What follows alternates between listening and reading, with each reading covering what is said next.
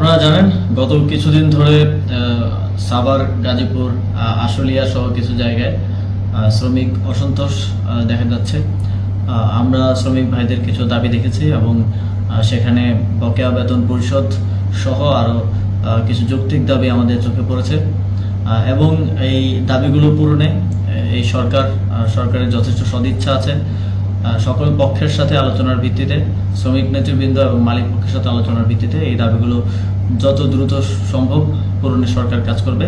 ইতিমধ্যেই 2023 সালে যেই শ্রমিক আন্দোলন হয়েছিল মজুরি বৃদ্ধির দাবিতে, সেই আন্দোলনে ফ্যাসিবাদী আওয়ামী সরকারের দেয়া যেই নিপীড়নমূলক এবং মিথ্যা মামলা আছে, সেই মামলাগুলো তুলে নেওয়ার জন্য আইন মন্ত্রণালয়ের সাথে আমাদের আলোচনা চলছে। খুব দ্রুত সময়ের মধ্যে সেই মামলাগুলো আমরা তুলে নিতে পারবো বলে আশ্বাস দিচ্ছে।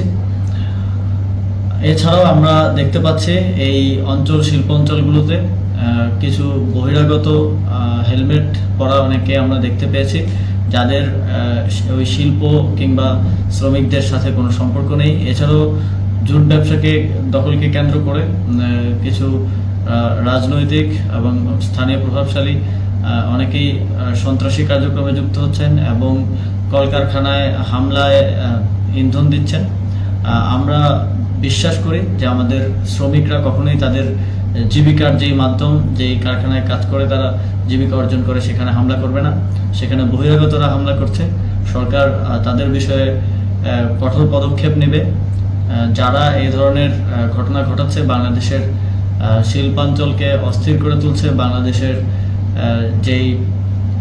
যেই ক্ষেত্র থেকে আমাদের আয়ের বৈদেশিক আয়ের একটি বড় অংশ আসে, সেই ক্ষেত্রকে অস্থিতিশীল করে তুলে দেশের অর্থনীতিকে বাধাগ্রস্ত, ক্ষতিগ্রস্ত করার চেষ্টা করছে, তাদেরকে কোনো প্রকার ছাড় দেওয়া হবে না। আমরা শ্রমিক নেতৃবৃন্দের সাথেও কথা বলেছি। শ্রমিক নেতৃবৃন্দের অধিকাংশই এই মত দিয়েছেন যে এখানে কিছু বহিরাগত রয়েছে যারা ওই শিল্পাঞ্চল কিংবা শ্রমের সাথে কোনো সম্পর্ক নেই। জুট ব্যবসায়ী সহ আরও নানা ধরনের লোকজন এবং কিছু আওয়ামী লীগের কিছু লোকজনের সম্পৃক্ততার কথাও তারা আমাদেরকে বলেছেন।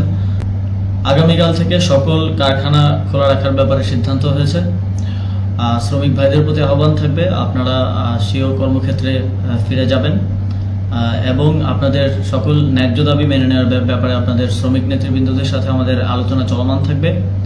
তবে বহিরাগত এবং শ্রমিকদের সাথে কোনো সম্পর্ক নেই, জুট ব্যবসাকে কেন্দ্র করে সেখানে কোনো প্রকার উশৃঙ্খল পরিস্থিতি, হামলা, জ্বালাও পোড়ার চেষ্টা করা হলে তাদের ব্যাপারে কঠোর ব্যবস্থা নেওয়া হবে। শ্রমিকদের প্রতি আহ্বান থাকবে, আপনারা এদেশের চালিকা শক্তি, আপনারা আপনাদের যেই ন্যায্য দাবিগুলো আছে সেগুলোর পক্ষে ইতিপূর্বেও আমরা ছাত্ররা কাজ করেছি। আমরা ঢাকা বিশ্ববিদ্যালয়ে আপনাদের সকল ন্যায্য দাবির পক্ষে সংহতি জানিয়ে প্রতিবাদ করেছি।